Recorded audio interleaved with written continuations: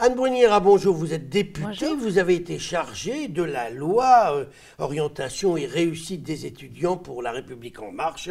Aujourd'hui, on passe à l'application, si j'allais dire, Tout à fait. avec Parcoursup. Depuis mardi, les étudiants commencent à découvrir quel sera leur sort, à quelle sauce ils vont être mangés ou assaisonnés dans les mois qui viennent s'ils ont leur bac, mais on s'aperçoit que près de la moitié des étudiants sont toujours dans l'attente d'une réponse positive.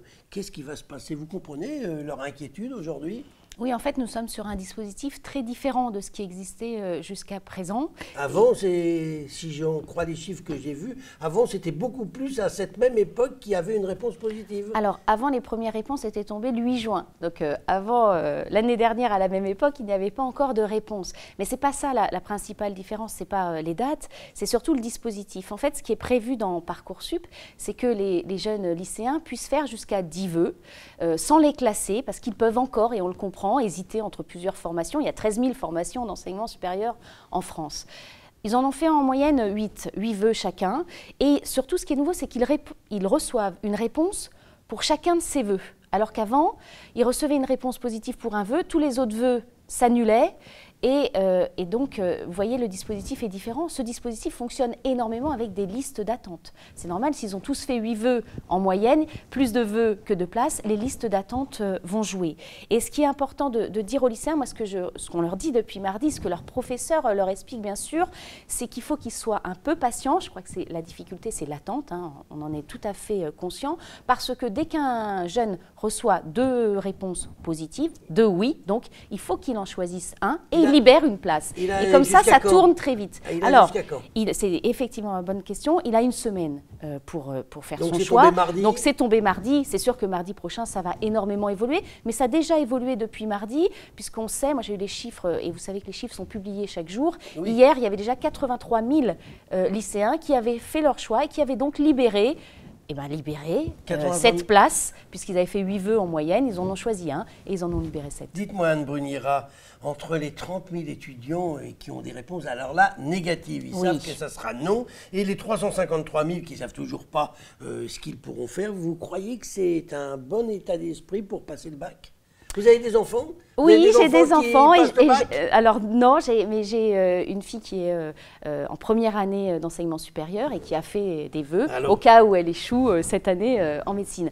Donc oui, je connais le dispositif de près, mais j'imagine l'attente. On a tous connu l'attente de résultats du bac, de résultats de concours. Là, ils n'ont pas encore passé le bac et ils sont stressés au possible en se disant est-ce que j'aurai quelque chose même si j'ai mon bac? Oui, tout à fait. Ça? Il y a 2 situations en fait. Il y a ceux qui sont en attente. Ceux-là, on leur dit attendez, déjà mardi prochain, ça va énormément évolué. D'ici le bac, les 2/3, même un peu plus, auront des réponses. Donc, ils passeront le bac en toute, on va dire, en toute quiétude. Et de toute façon, moi, ce que je leur dis souvent, c'est travailler votre bac. Concentrez-vous sur votre bac, parce que la première clé pour entrer dans l'enseignement supérieur, c'est votre bac. Et d'ici à ce que vous passiez le bac, vous aurez eu vos retours.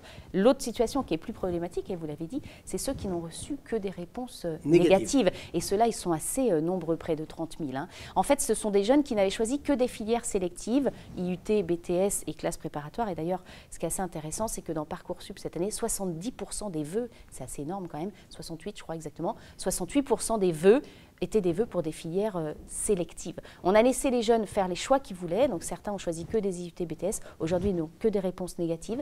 Il y a une commission qui s'est mise en place dès mardi pour étudier leur situation avec eux et leur proposer des places dans des filières non sélectives, mais dans les filières de leur choix, si vous voulez faire du sport, il y a des possibilités d'aller faire du sport dans des filières non sélectives. Anne Bruniera, vous avez comme moi lu la presse, écouté les médias, vous avez vu qu'il y a des jeunes qui avaient des notes extraordinaires et qui disent on a été refusé là partout où on a demandé. Alors là, c'est quand même inquiétant. Ce sont des situations qui nous inquiètent parce que c'est en partie pour eux qu'on a changé le dispositif, parce que l'année dernière avec le tirage au sort, ce qui nous avait extrêmement choqué, c'est que des jeunes extrêmement brillants n'avaient pas été tirés au sort et n'avaient pas pu faire par exemple médecine à Paris, puisque c'était une situation problématique l'année dernière. Donc du coup, ces situations-là sont remontées effectivement dans les médias.